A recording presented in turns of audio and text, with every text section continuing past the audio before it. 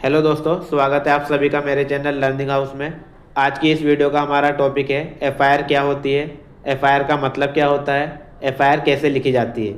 तो दोस्तों, अगर आप सभी के साथ कभी कोई चोरी, फ्रॉड, एक्सीडेंट या कोई भी क्राइम हो जाए तो सबसे पहला सवाल हमारे मन में ये आता है कि एफआईआर क्या होती है, एफआईआर लिखवाते कैसे हैं और एफआईआर के बाद क्या होता है, और अगर कोई पुलिस वाला एफआईआर लिखने से मना कर दे तो तब क्या करना है।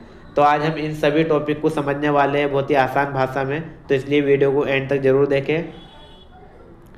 तो चलिए अब इन सभी डाउट्स को एक एक करके स्टेप बाय स्टेप समझना शुरू करते हैं। सबसे पहले समझते हैं एफआईआर क्या होती है, एफआईआर का फुल फॉर्म क्या होता है।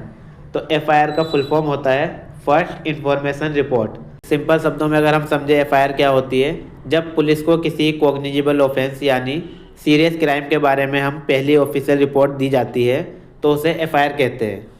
अगर हम एफआईआर को सिंपल शब्दों में समझें तो जब हम पुलिस को किसी कॉग्निजेबल ऑफेंस यानी किसी सीरियस क्राइम के बारे में पहली ऑफिशियल रिपोर्ट देते हैं तो उसे एफआईआर कहते हैं। उम्मीद करता हूँ आपको ये क्लियर हो गया होगा कि एफआईआर किसे कहते हैं। अब हम बात करते हैं कि कॉग्निजेबल ऑफेंस क्या होते हैं। कॉग्निजेबल ऑफेंस वो ऑफेंस होते हैं जिन्हें हम सीरियस क्राइम कहते हैं, जैसे कि चोरी, लूट, murder, rape, fraud, serious accident etcetera. और भी ऐसे बहुत सारे क्राइम होते हैं जो कॉग्निजेबल ऑफेंस में आते हैं। और अगर हम बात करें कि नॉन कॉग्निजेबल ऑफेंस क्या होते हैं, तो नॉन कॉग्निजेबल ऑफेंस वो होते हैं जो ज़्यादा सीरियस क्राइम नहीं होते, जो छोटे मोटे क्राइम होते हैं, जैसे कि गाली गलौज करना, इनको कहते हैं नॉन कॉग्निजेबल ऑफेंस। अब बात करते हैं एफआईआर कब लगती है। तो एफआईआर तब लगती है जब कोई सीरियस ऑफेंस होता है, जब कोई सीरियस क्राइम होता है। जब क्राइम सीरियस नेचर का होता है तो तब एफआईआर लागू होती है, जिसमें पुलिस बिना कोर्ट ऑर्डर के एक्शन ले सकती है। और जो सीरियस नेचर के क्राइम होते हैं उन्हें हम कॉग्निजेबल ऑफेंस कहते हैं। एग्जाम्पल, थेफ्ट यानी चोरी करना, डाउरी हरासमेंट यानी दहेज के लिए किसी को परेशान करना, असॉल्ट किसी को मारना, किडनैपिंग किसी को किडनैप करना। और नॉन कॉग्निजेबल ऑफेंस वो होते हैं जो छोटे मोटे ऑफेंस होते हैं, जैसे कि गाली गलौज करना। इन छोटे मामलों में एफआईआर डायरेक्टली नहीं होती, इनके लिए कोर्ट की परमिशन चाहिए रहती है पुलिस वालों को। अब हम बात करते हैं एफआईआर कौन लिखा सकते हैं। तो एफआईआर विक्टिम खुद लिखा सकते हैं, मतलब जिसके साथ कोई अपराध हुआ हो वो व्यक्ति खुद एफआईआर लिखा सकता है। विक्टिम के रिलेटिव भी एफआईआर लिखा सकते हैं, यानी जिस व्यक्ति के साथ कुछ अपराध हुआ है तो उसके घर वाले, उसके रिलेटिव, रिश्तेदार भी एफआईआर लिखा सकते हैं। कोई भी आई विटनेस जिसने अपनी आंखों से क्राइम होते हुए देखा हो वो एफआईआर लिखा सकते हैं, या कोई भी सिटीजन जिसको क्राइम की जानकारी हो एफआईआर लिखा सकते हैं। एफआईआर लिखाने के लिए व्यक्ति का खुद विक्टिम होना ज़रूरी नहीं है, विक्टिम खुद भी एफआईआर लिखा सकता है, विक्टिम के रिलेटिव भी लिखा सकते हैं, और कोई भी वो व्यक्ति जिसको क्राइम की जानकारी हो एफआईआर लिखा सकते हैं। आइए अब स्टेप बाय स्टेप समझते हैं एफआईआर लिखाते कैसे हैं।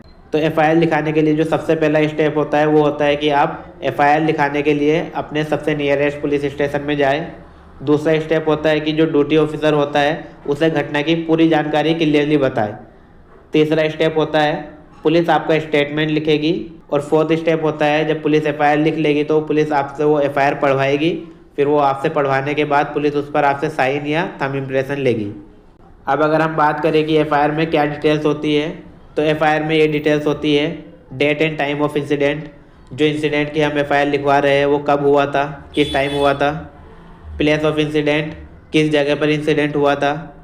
एक्यूज का नाम अगर पता हो, यानी कि जो अपराधी है उसका नाम अगर हमें पता हो तो पुलिस लिखवाएगी, पूछेगी। क्राइम का पूरा डिस्क्रिप्शन, यानी क्राइम की पूरी जानकारी, उसमें क्राइम का पूरा डिस्क्रिप्शन यानी एफआईआर में क्राइम की पूरी डिटेल्स रहेगी। और एक बात और समझो दोस्तों, एफआईआर की फ्री कॉपी लेना आपका लीगल राइट है, यानी कि जो पुलिस ने एफआईआर लिखी है उसकी वो आपको एक कॉपी देगी और उस कॉपी का आपको कोई पैसा नहीं देना पड़ेगा, क्योंकि ये आपका लीगल राइट होता है।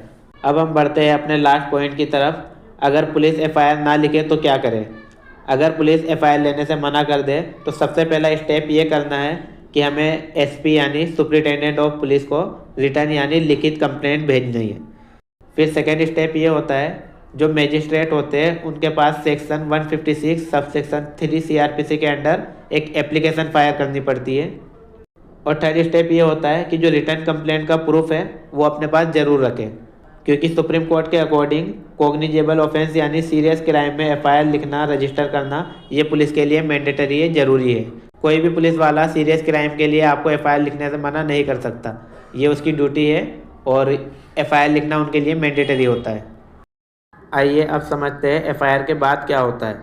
एफआईआर के बाद पुलिस इन्वेस्टिगेशन करती है, एविडेंस कलेक्ट होते हैं, एक्यूज यानी जो अपराधी होते हैं उनको अरेस्ट किया जा सकता है और फिर केस कोर्ट में चलता है। तो दोस्तों अब आप समझ गए होंगे कि एफआईआर क्या होती है, कैसे लिखी जाती है और आपके पास क्या लीगल राइट्स है। अगर ये वीडियो आपके लिए यूज़फुल रही है तो वीडियो को लाइक करें, चैनल को सब्सक्राइब करें और अगर आपका कोई भी डाउट रह गया हो या आप किसी और टॉपिक पर कोई वीडियो चाहते हो तो कमेंट बॉक्स में कमेंट करके ज़रूर बताएं। मेरी पूरी कोशिश रहेगी आपके डाउट को सोल्व करने की। नेक्स्ट वीडियो में हम बात करेंगे जीरो एफआईआर क्या होती है, एफआईआर कैंसिल कैसे होती है। तो अगर आपने अभी तक चैनल को सब्सक्राइब नहीं किया है तो चैनल जल्दी से सब्सक्राइब कर लीजिए ताकि आने वाली एक भी वीडियो आपसे मिस ना हो। मिलते हैं ऐसी नेक्स्ट इन्फॉर्मेटिव वीडियो के साथ। वीडियो को पूरा देखने के लिए धन्यवाद।